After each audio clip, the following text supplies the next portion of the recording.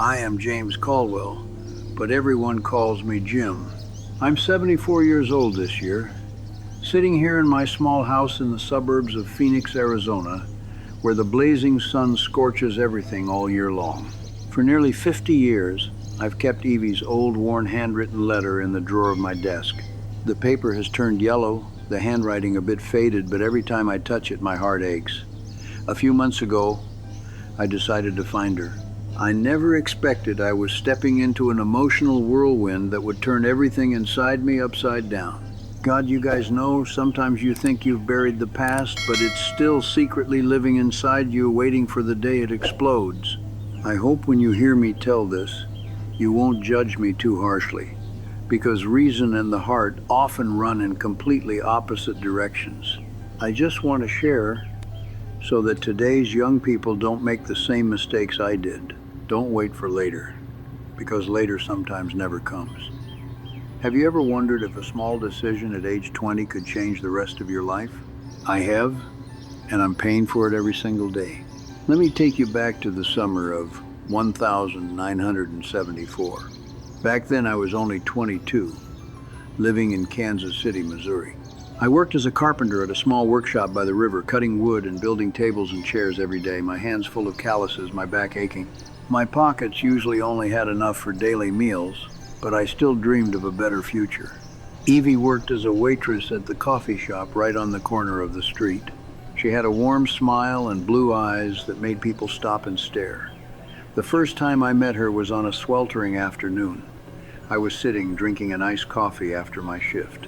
She dropped her tray, I helped pick it up, we laughed and started talking about old rock songs that we both loved. From then on, after work in the evenings, we often took walks together along the Missouri River. Evie understood me better than anyone. She knew my ambition to escape the poverty like my father, but she also saw right through the deep fear inside me, the fear of failure, the fear of not being good enough for anyone. We loved each other passionately, the kind of love that only exists in youth, when time seems endless and anything can happen. I truly believed Evie was the girl who would be by my side forever. We would often sit on the park bench hand in hand, dreaming about a small house, about trips, about the life we would build together. But then at the end of October, my father called. He had connections with a construction materials company in Omaha, Nebraska. They needed a young guy to work as an assistant manager. The starting salary was much higher, with clear opportunities for advancement. This was the turning point I had been waiting for a long time. I accepted immediately. I told myself I would sort things out with Evie after I got settled. Omaha was only a few hours' drive away, I thought. In the 2 weeks before I left, I convinced myself with dozens of reasons that sounded perfectly logical. I told myself I was doing it for our common future, because later I would have something real to offer her. I never called to say a proper goodbye to Evie. I promised myself I would get in touch once I had a solid foundation, once I became a man worthy of her. But damn it, 3 years passed and I still hadn't called. Not because I forgot, but because I was scared. Scared that she had moved on, scared that she was still waiting and I would have to face my guilt. I kept her letter like a secret and kept moving forward, convincing myself that I was being responsible. In 1980, I married Barbara. She was a gentle, kind woman who always supported me through every up and down. We had 2 sons and a beautiful daughter. I started building my own construction company from zero, with just a few employees and an old pickup truck. The early years were really tough. There were nights I stayed up worrying about employee salaries, contracts, and sick kids. But gradually, thanks to hard work and a bit of luck, the company grew. We had a 2-story house, new cars, family vacations. I want to make it clear, my life was not empty. It was full of children's laughter, successful projects, and proud moments watching my kids grow up. But deep down inside, there was always a small corner I had never opened. A locked room that I told myself I would clean up later. Barbara deserved a husband who was completely hers, not someone who always carried the shadow of an old love in his heart. I loved her, I really did, but Evie remained an unfading scar. My children grew up, got married, and moved all over. One in California working as an engineer, another in Texas running a store, my daughter in Florida teaching. They call regularly, visit their old man when they can, but most of the time this house is quiet to the point of heartbreak.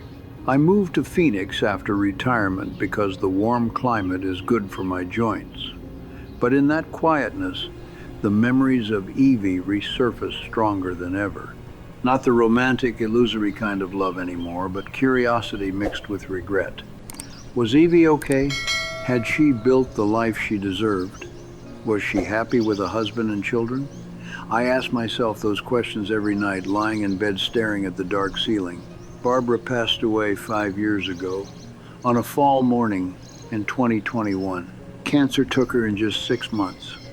After the funeral, I sat alone among the family photos, realizing I was lonelier than ever. My kids are busy with work and grandchildren. They worry about me, but they can't be here every day. In that emptiness, I started thinking about Evie even more.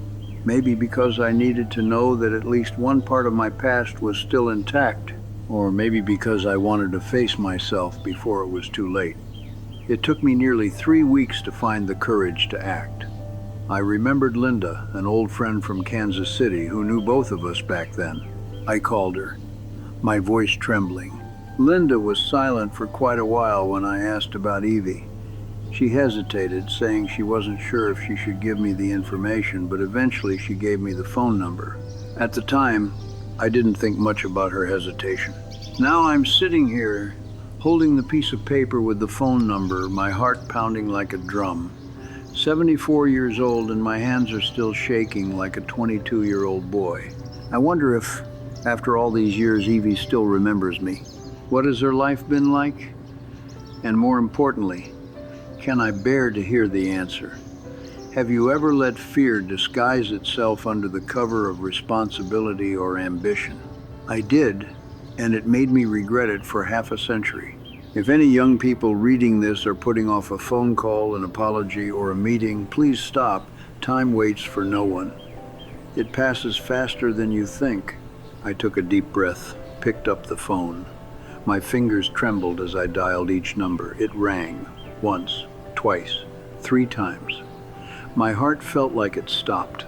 Then there was the sound of someone picking up. A man's voice came on, deep and calm. "Hello?" I stammered and introduced myself. He was silent for a long moment, then said softly, "Jim? James Caldwell, right?" I was stunned. How did he know my name? The tension rose like a tidal wave. I felt like the whole world was waiting for the next answer. The man's voice on the other end of the line was silent for quite a while. I could only hear his light breathing through the phone. Then he spoke, his voice warm but carrying a deep, unconcealed sadness. "Yes, Jim. I'm Edward Harlan, Evie's husband. She told me about you many times throughout the years we were together. I knew it was you as soon as I heard that voice. Evie often mentioned you as Jim from Kansas City, the carpenter guy with calloused hands, but a heart that always longed for a bigger future. She said you were the first person who made her believe that love could change an entire life." I nearly dropped the phone. God, after 52 years, Evie still kept my name in her heart? I stammered, my voice shaking like the 22-year-old boy I once was. I just wanted to know if she's doing okay. I don't want to bother anyone. It's just, I'm old now, Edward, and I can't stop thinking about those old days in Kansas City. Edward chuckled softly, a sad laugh mixed with sympathy. He told me that Evie and he met in 1978 when Evie moved to Lincoln, Nebraska, to work at a child care center. They got married the following year and had 2 daughters and 1 son. Their life was peaceful, with vacation trips to the Florida coast, weekend picnics with the grandkids, and Evie was always the one who kept the home warm. But Edward admitted that he always sensed a small corner in Evie's heart was still reserved for me. She would often take out an old photo and stare at it for a long time when she thought he wasn't looking, and he never asked, because he loved Evie enough to accept that. Every word he said felt like a knife cutting into my heart. I collapsed onto the kitchen chair, my hands and feet ice cold even though the air conditioner was running at full power. The Arizona afternoon sun was still blazing outside the window, but I felt the whole house grow dark. Edward continued, speaking slowly as if trying to lighten the burden for me. Evie loved her job teaching children. She had helped hundreds of kids from difficult families, teaching them to love and pursue their dreams. She loved growing rose bushes in the backyard, loved listening to old rock music that we used to sing together on those evening walks along the Missouri River. Edward said he wasn't jealous, because he knew Evie truly loved him. But her first love with me was something sacred that couldn't be erased. I swallowed hard with a dry throat, trying to keep my voice steady. Evie, is she doing well now? I just need to know she's okay. The other end went silent. The silence stretched so long that I could clearly hear the ticking of the wall clock in my house. Edward took a deep breath, his voice becoming lower and heavier. Jim, I'm so sorry I have to tell you this. Evie passed away 14 months ago. She was diagnosed with lung cancer last year at an advanced stage. We fought together for 18 months, seeking treatment everywhere, from Lincoln to Chicago. She passed peacefully, surrounded by children and grandchildren at her bedside. She held my hand until the very last moment and smiled. The shock hit me like a punch straight to the chest. The phone slipped from my hand and clattered onto the table. I covered my face, my shoulders shaking. Evie, the girl with a smile that lit up the entire coffee shop that day, the one who once held my hand and said, Jim, no matter where you go, I'll wait for you, was no longer in this world. I cried. For the first time in many years, I cried like a child who had lost everything. Uncontrollable sobs echoed in the quiet kitchen. Edward waited patiently for me to calm down. He wasn't in a hurry, only speaking softly over the phone. I understand, Jim. I really do understand. Evie once said that if one day you called, tell you that she forgives you and hopes you lived well. When I could speak again, my voice broke. Edward, I'm sorry. I was terribly cowardly. I should have called in those first years in Omaha instead of waiting until now. I was afraid she had moved on, afraid she hated me, afraid of facing myself. Edward sighed. Evie didn't hate you. She once said she understood you were trying to build a future. She was only sad that everything ended so abruptly, but she said that you taught her how to love more strongly afterward. She lived a meaningful life. Jim, don't blame yourself too much. The conversation lasted nearly another hour. We shared like two old men who had lived through an entire lifetime. I told him about Barbara, about how she patiently stayed by my side even though she knew a part of my heart still belonged to Evie. I told him about my 3 children, about the construction company I built from 2 employees to 50 people, about the sleepless nights worrying about payroll and contracts. Edward told me about the years with Evie, about how she kept smiling even as illness tormented her, about the grandchildren who would run to Grandma to tell stories. We weren't enemies, but 2 men who had both loved the same wonderful woman, and now we were together revisiting the pieces of her life. When I hung up, I sat there for hours, motionless. That was the climax of my entire life. I had finally faced the biggest conflict directly. I didn't lose Evie because of bad luck, distance, or time. I lost her because of my own cowardice. I had wrapped myself in the cloak of responsibility, a better future. Not the right time yet to cover up my fear of rejection, fear of failure, fear of admitting I wasn't strong enough to hold on to love. Damn it, I had lied to myself for 52 years. The faded photo in the drawer was not a beautiful memory, but proof of a silent lie that I carried with me every day. The days that followed were the worst time. I could barely sleep, wandering around my 2-story house in Phoenix, looking at the family photos on the walls with a heavy heart. I thought about Barbara, the kind wife who had to live with a heart that wasn't entirely hers. I thought about my children, about the years I was busy chasing my career and missed so many chances to say the important things. That phone call changed everything. I realized that time waits for no one. It doesn't stand still so you can get everything sorted before it lets you act. If you're putting off a phone call, an apology, or a meeting because you think it'll be fine later, then listen to this old man. Later sometimes never comes. I made a big decision, the most important one at my 74 years of age. I would fly to Lincoln, Nebraska. I would find Evie's grave and apologize in person, no matter how late it was. I called my eldest son, Michael, who lives in Denver. I told him everything without hiding a single detail. Michael was silent for a long time, then said, "Dad, I'm proud of you for finally facing it. I'll go with you if you want." I gently refused, saying this was my personal journey.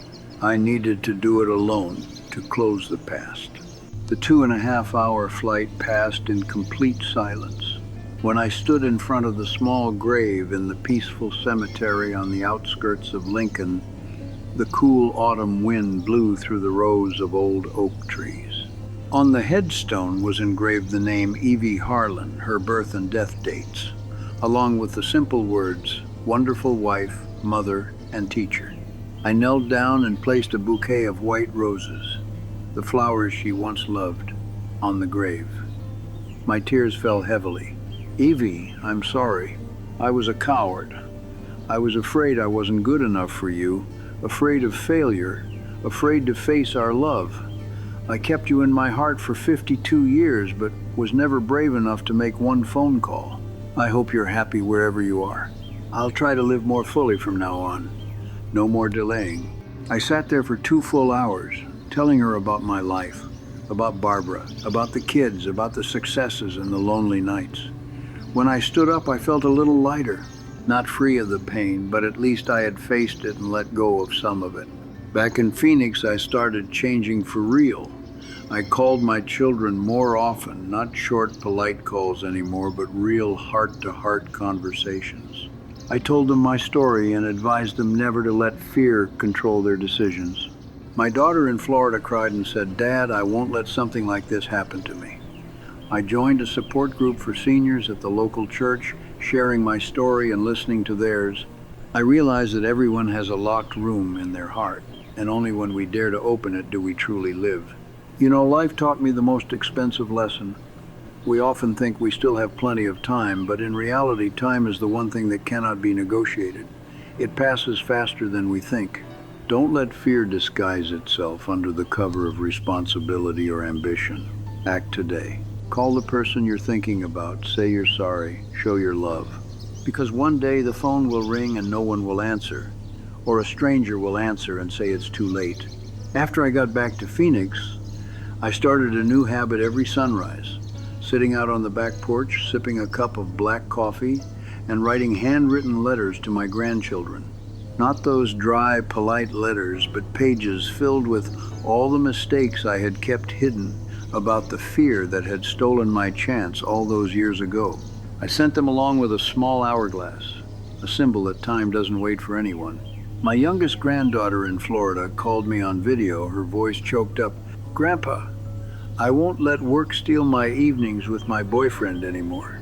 I also joined a volunteer group at the community center near my house, where they teach free carpentry to poor young people. Every time I picked up a saw, the smell of pine wood took me right back to Kansas City in 1974, but now I didn't feel that ache anymore.